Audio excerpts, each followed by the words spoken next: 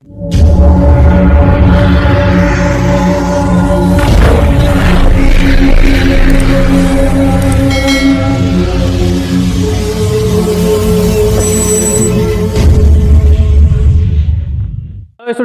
आइए आज हम लोग इस वीडियो में पढ़ेंगे जैन धर्म के विषय में। जैन धर्म के संस्थापक, जैन धर्म के कार्य और जैन धर्म में कुल कितने तीर्थंकर हुए हैं उसके, और क्या क्या जो है कि पंच महाव्रत हुए हैं, त्रिरत्न वगैरह सब हम लोग एक ही वीडियो में पढ़ेंगे।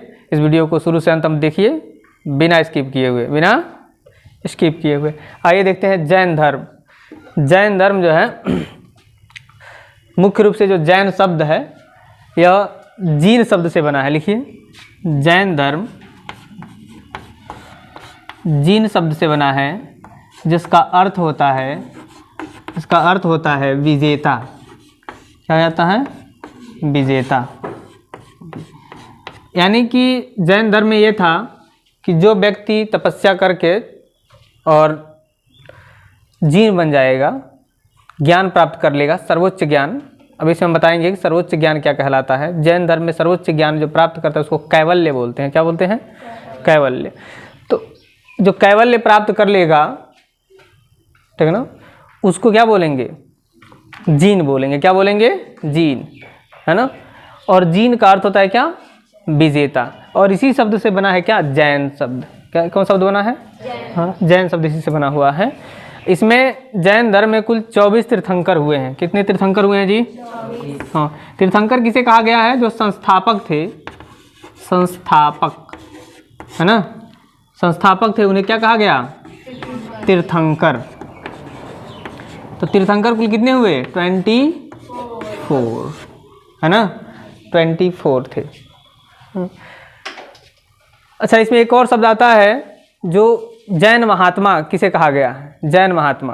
तो एक शब्द आता है निग्रंथ। क्या आता है? हाँ, निग्रंथ। निग्रंथ, जैन महात्मा को निग्रंथ कहा गया।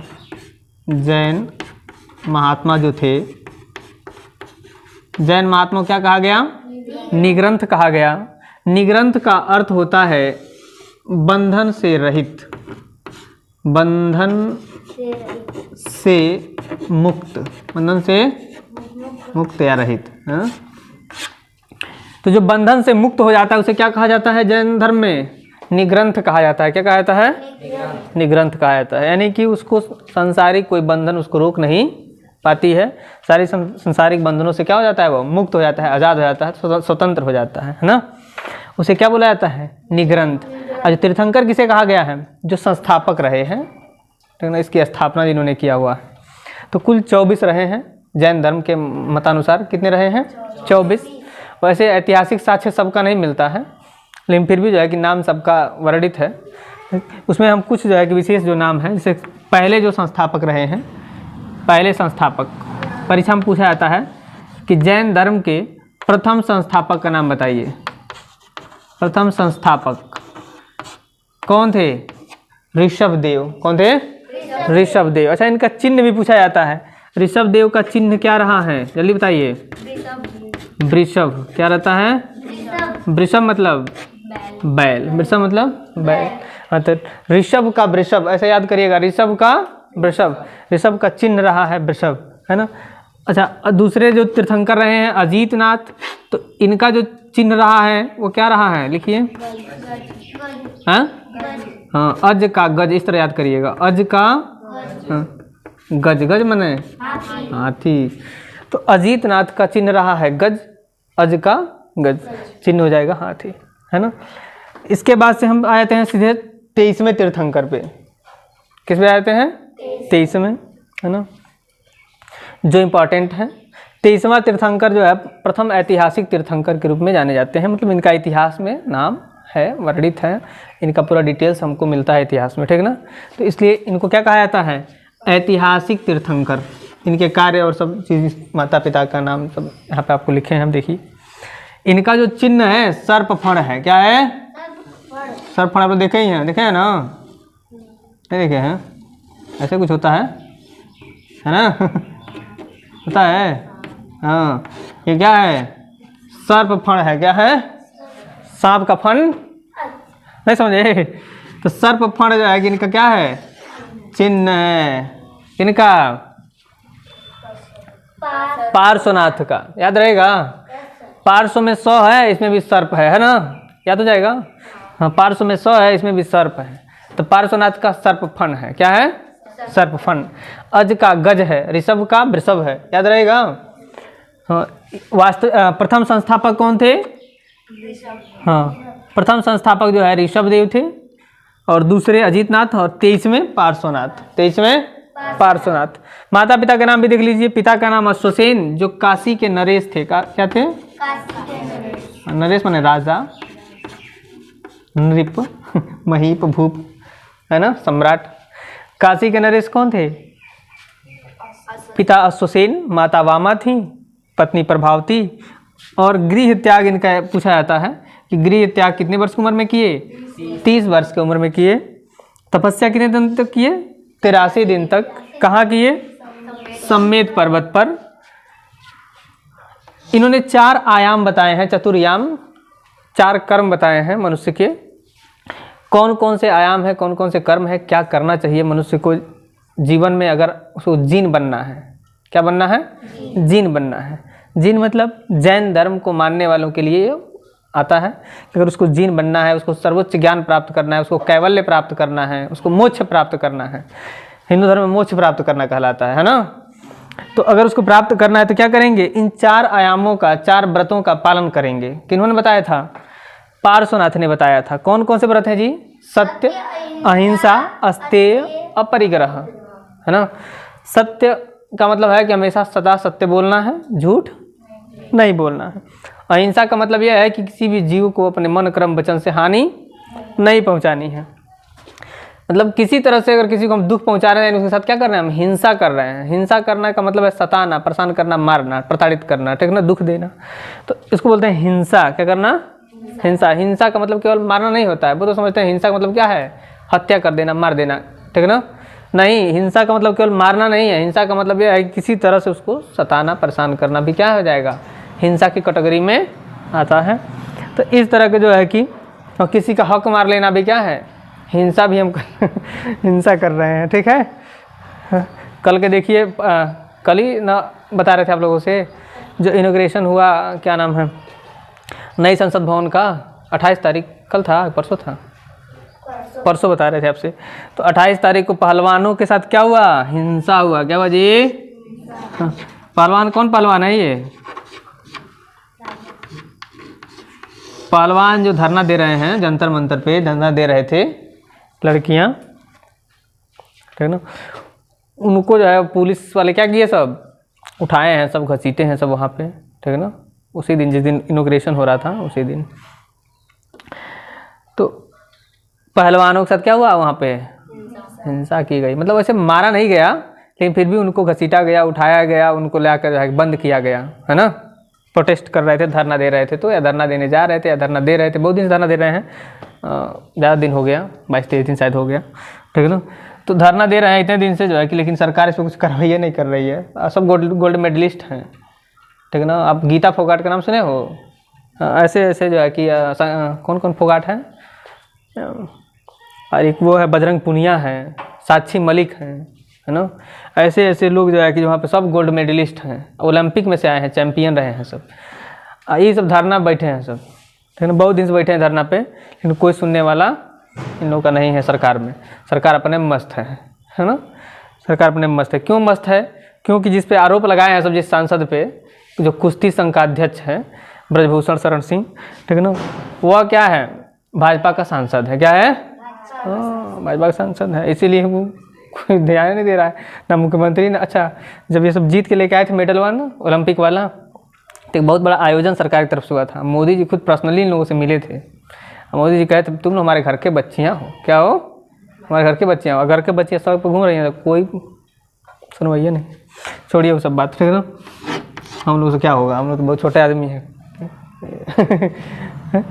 बड़े बड़े जो नेता हैं ऐसे ही मस्त रहते हैं अपने आप में। अच्छा, वो सांसद जो है ना ब्रजभूषण, वो गया था उसमें उद्घाटन में तान के गमछा लगा के, ठीक। और उस पर इतना गंभीर एक्ट लगा हुआ है, पास्को एक्ट लगा हुआ है, बहुत सारा एक्ट लगा था उसके ऊपर, लेकिन वो जो है कि तान के जो है गया हुआ था। कहाँ पे? उद्घाटन में मोदी जी के साथ फोटो खिंचवा अरे देखिए इधर ये है राजनीति, ठीक ना। सत्य है, अहिंसा है, अहिंसा की बात हम लोग कर रहे थे, ठीक। अस्तेय, अस्तेय मतलब क्या होता है जी? चोरी न करना। अस्तेय मतलब चोरी नहीं करना है, मतलब किसी का कोई भी सामान चुराना नहीं है, कापी कलम पेन पेंसिल मतलब कुछ भी। अपरिग्रह मतलब क्या है? आवश्यकता से अधिक धन इकट्ठा नहीं करना, मतलब जितना हमको ज़रूरत है उतना ही धन लेंगे, बाकी दान दे देंगे। क्या कर देंगे? कहाँ, कौन दे रहा है दान?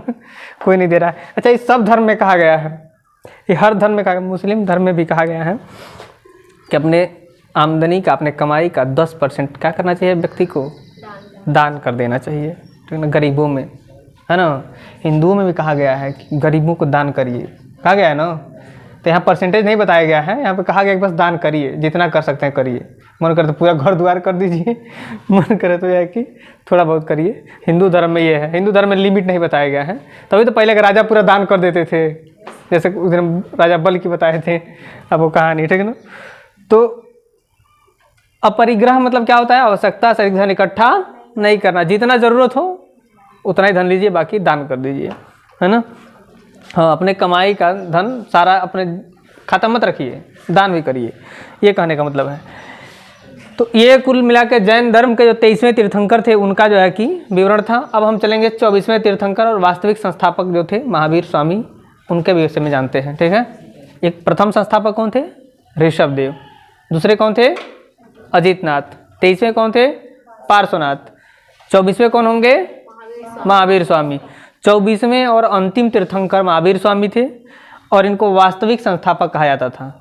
यानी कि इनके समय में जैन धर्म काफ़ी फला फूला, आगे बढ़ा, काफ़ी मतलब प्रचार प्रसार इसका हुआ जैन धर्म। तो इसको इनको क्या कहा जाता है?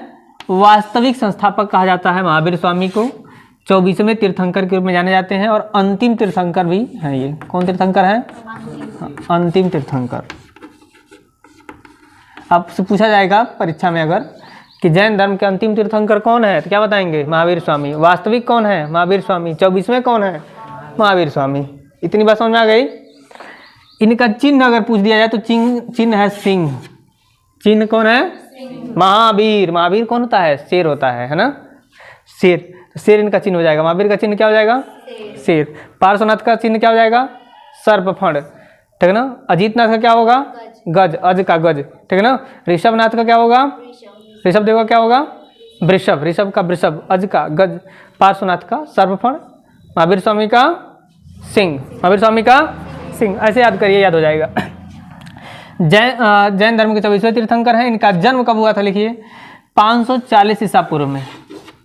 540 ईसा पूर्व में इनका जन्म हुआ था। अच्छा, इनके पहले हम लोग पढ़े हैं पार्श्वनाथ। पार्श्वनाथ का जन्म कब हुआ था? तो पार्श्वनाथ का जन्म इनसे 250 वर्ष पूर्व, महावीर स्वामी से 250 वर्ष पूर्व जो है कि किनका जन्म हुआ था? पार्श्वनाथ का जन्म हुआ था।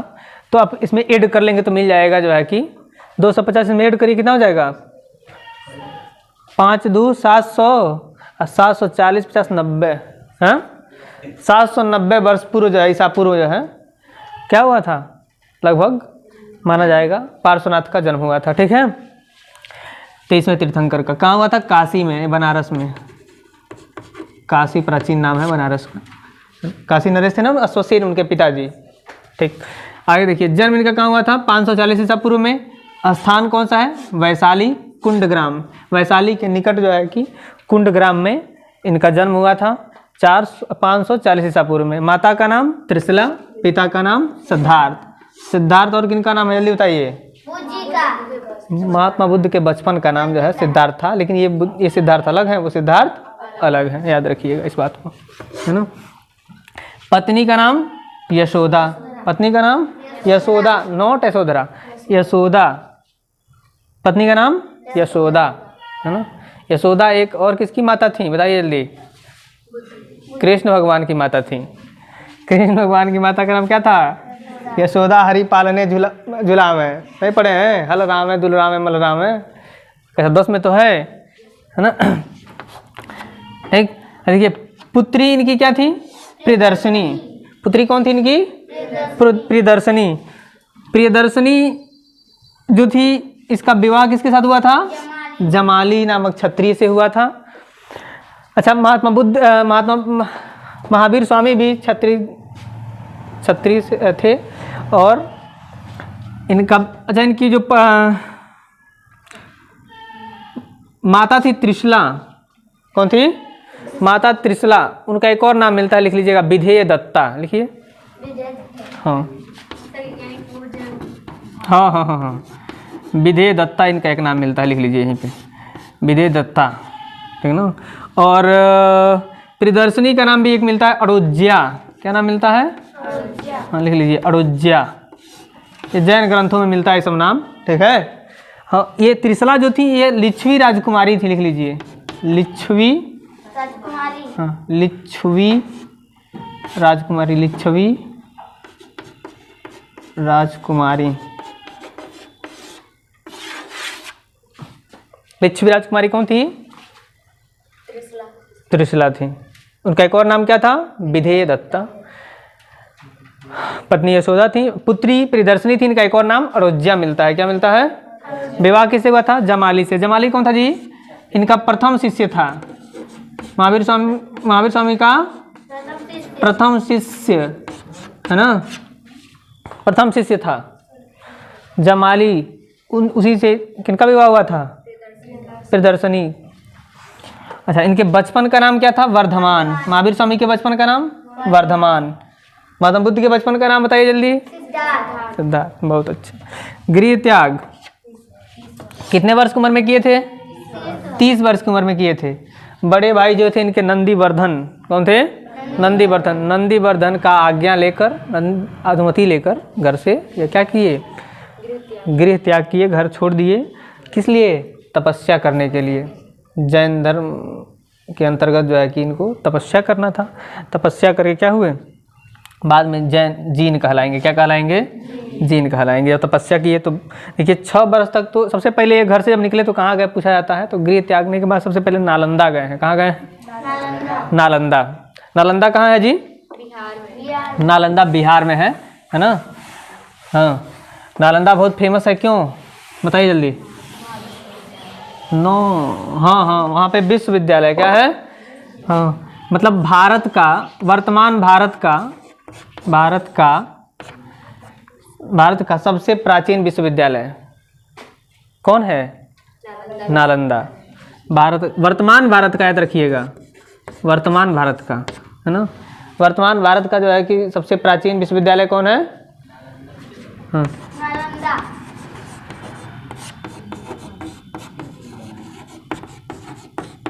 चलिए हम किस दिन आपको नालंदा विश्वविद्यालय के विषय में पूरा डिटेल में बता देंगे, ठीक है ना। नालंदा विश्वविद्यालय, नालंदा विश्वविद्यालय जो है अपने समय में इतना बड़ा विश्वविद्यालय था कि यहाँ पे विदेश से लोग पढ़ने आते थे बिहार में। हाँ, ठीक है ना। मतलब दुनिया का सबसे जो है कि बड़ा विश्वविद्यालय था। सबसे समझिए कि पहला विश्वविद्यालय, वैसे तो पहला विश्वविद्यालय एक और था, तक्षशिला। कौन था? लेकिन जब भारत पाकिस्तान जब बटा तो चला गया पाकिस्तान में, ठीक है ना। तब पाकिस्तान में गया तो उसका क्या हाल है आप समझ ही सकते हैं। कोई उसका ध्यान नहीं देने वाला है। अपने यहाँ देखिए, इसको जो है कि चमका दिया गया है, इसको उसको विश्व धरोहर स्थल घोषित हो गया है। इसके अलावा जो है कि यहाँ पे पूरा पार्क बना दिया गया है, दर्शनीय स्थल पार्क, जैसे कि क्या बोलते हैं, पर्यटन स्थल के रूप में इसको विकसित किया गया है। तो पर्यटन स्थल के रूप में लोग आते हैं देखने, ठीक है ना। इसका विनाश जो है कि बहुत लोग किए हैं, तो उसमें बख्तियार खिलजी का नाम आता है। खिलजी वंश का एक चुट्टा था कौन था? बख्तियार खिलजी। कौन था? यहाँ पे सबसे बड़ा, दुनिया का सबसे बड़ा यहाँ पे पुस्तकालय था, लाइब्रेरी, उसको जला दिया, पूरा पुस्तकालय जला दिया। सोचिए, है ना। तो इसलिए चुट्टा हम बोल दिए हैं कि वर्तमान महामूर्ख था, एक तरह से कहिएगा, महामूर्ख। सबसे पूरा इतिहास में सबसे महामूर्ख अगर कोई अगर रहा है शासक, और सब ले आए तो धन लूट के ले गए। अरे तुम भी लूट के ले जाते, भारत से तमाम आए लूट के ले गए, तुम भी लूट के लेके चले जाते। पुस्तकालय क्यों जलाए? पुस्तकालय जला देंगे तो क्या हो जाएगा बताइए?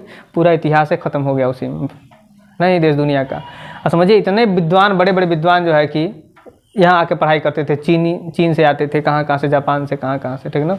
लोग आके यहाँ पढ़ाई करते थे। कहाँ पे? भारत में, नालंदा विश्वविद्यालय में, है ना।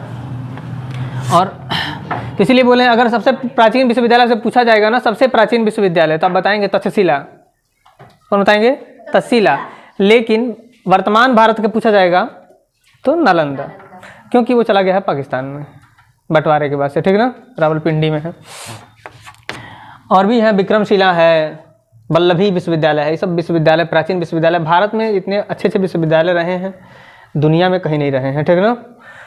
लेकिन क्या करिएगा, भारत का दुर्भाग्य कि ऐसे ऐसे यहाँ पे आक्रमणकारी आए जो कि तहस नहस विश्वविद्यालयों को नहीं छोड़े, तो उसको भी तोप लगा लगा उड़वा दिए, कुछ कर दिए, जला दिए पुस्तकालय को। सोचिए। तो हम लोग क्या पढ़ रहे थे? सबसे पहले जब महावीर स्वामी जब घर से निकले तो कहाँ पहुँचे, जल्दी बताइए? नालंदा पहुँचे, है ना। और नालंदा में इन्होंने क्या किया? 6 वर्ष तक, कब वर्ष तक जी? 6 वर्ष तक अपने शिष्य, क्या नाम था? शिष्य मक्खली गोसाल, क्या नाम था? लिखिए जल्दी। मक्खली गोसाल के साथ जो इन्होंने क्या किया था? तपस्या किया था 6 वर्ष तक, ठीक है ना। तो ये वही मक्खली गोसाल हैं जिन्होंने 6 वर्ष के बाद जब तपस्या इनका पूर्ण हुआ ना, तो क्या किए? ये अलग होकर के क्या किए? अलग होकर के महात्मा बुद्ध से आजीवक संप्रदाय का स्थापना किए। कौन संप्रदाय? आपसे पूछा जाएगा परीक्षा में, आजीवक संप्रदाय का स्थापना किसने किया है? तो क्या बताएंगे आप लोग? मक्खली गोसाल ने किया है। मक्खली गोसाल कौन थे? महावीर स्वामी के शिष्य थे। कौन थे? शिष्य थे। इन्हीं के साथ नालंदा में 6 वर्ष तक बिताए थे। कौन? महावीर स्वामी, है ना। इसके बाद से कहाँ जाते हैं जी? इसके बाद से जो है कि रिजुपालिका नदी के किनारे, कहाँ जाते हैं? लिखिए जल्दी। रिजुपालिका नदी के किनारे महावीर स्वामी रिजुपालिका नदी के किनारे तपस्या करते हैं। तपस्या कर, मान लीजिए 6 वर्ष और तपस्या करते हैं, है ना। और तपस्या करने के बाद से कुल 12 वर्षों के तपस्या के बाद से इनको क्या प्राप्त होता है? ज्ञान प्राप्त होता है। जाम्ब्रिक गांव में, गांव का नाम लिख लीजिए, जाम्ब्रिक गांव। हाँ, जाम्ब्रिक गांव में रिजुपालिका नदी के किनारे साल वृक्ष के नीचे भी लिख लीजिएगा। कौन सा वृक्ष के नीचे? अच्छा ये बताइए, महात्मा बुद्ध को किस वृक्ष के नीचे ज्ञान प्राप्त हुआ था? हाँ, पीपल के वृक्ष के नीचे। और इनको साल वृक्ष के नीचे जो है, साल वृक्ष के नीचे जाम्ब्रिक गांव में रिजुपालिका नदी के किनारे इनको क्या प्राप्त हुआ जी?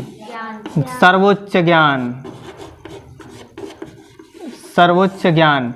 सर्वोच्च ज्ञान क्या है?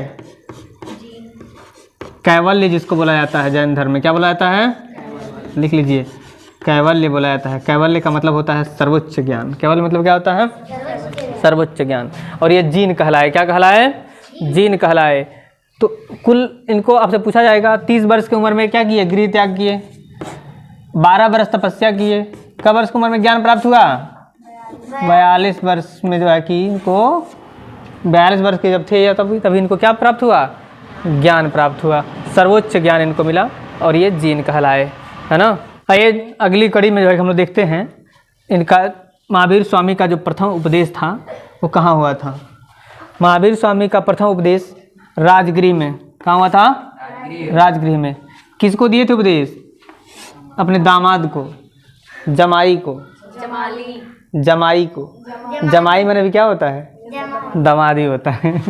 जमाली को। किसको? जमाली इनका क्या था? दामाद था। जमाई को अपना प्रथम उपदेश दिए थे। कहाँ दिए थे? राजगृह में। चलिए बताइए, बौद्ध धर्म में महात्मा बुद्ध प्रथम उपदेश कहाँ दिए थे? सारनाथ में। चलिए बहुत बढ़िया। 5 महाव्रत इसमें कौन कौन से हैं? 5 महाव्रत इन्होंने बताया है जिनका पालन करना है सभी जो है कि जैन मतावलंबियों को। कौन कौन सा है जी? सत्य, वही, अहिंसा, अस्तेय, अपरिग्रह। ये 4 चीज़ें मैंने आपको बता दिया है। ये जो है चारों जो चतुर्याम लिखे थे हम लोग, किनका था? पार्श्वनाथ का। तो उसी में एक इन्होंने जोड़ दिया, ऐड कर दिया, क्या? ब्रह्मचर्य। सत्य मतलब बता ही दिए हैं, अहिंसा मतलब बता दिए हैं, अस्तेय मतलब बता दिए हैं, परिग्रह का मतलब भी बता दिए हैं। अब ब्रह्मचर्य का मतलब होता है जो है कि ब्रह्मचर्य का पालन करना का मतलब होता है आजीवन जो है क्या करना, विवाह नहीं करना, यानी स्त्री से दूर रहना, स्त्री से दूर रहना ब्रह्मचर्य का पालन करना कहलाता है। तो ये जो है कि क्या हो गया, पांचवा महाव्रत कौन जोड़े थे, महावीर स्वामी। अस्तेय मतलब चोरी न करना, अपरिग्रह मतलब आवश्यकता से अधिक धन संग्रह न करना, अहिंसा का मतलब बता ही दिए, किसी जीव को सताना नहीं, सत्य मतलब सही सही बोलना, सत्य बोलना, हाँ झूठ नहीं बोलना। देखिए त्रिरत्न, 3 ठो रत्न बताए थे, त्रिरत्न जिसको कहा जाता है, त्रिरत्न। बौद्ध धर्म में भी 3 रत्न क्या है, बौद्ध धर्म में 3 रत्न क्या है, बौद्ध धर्म में 3 रत्न बताया गया, बुद्धम शरणम गच्छामि, धम्मम शरणम गच्छामि और संघम शरणम गच्छामि। तो बुद्ध, धम्म और संघ, ये 3 रत्न है कौन धर्म का, बौद्ध धर्म का।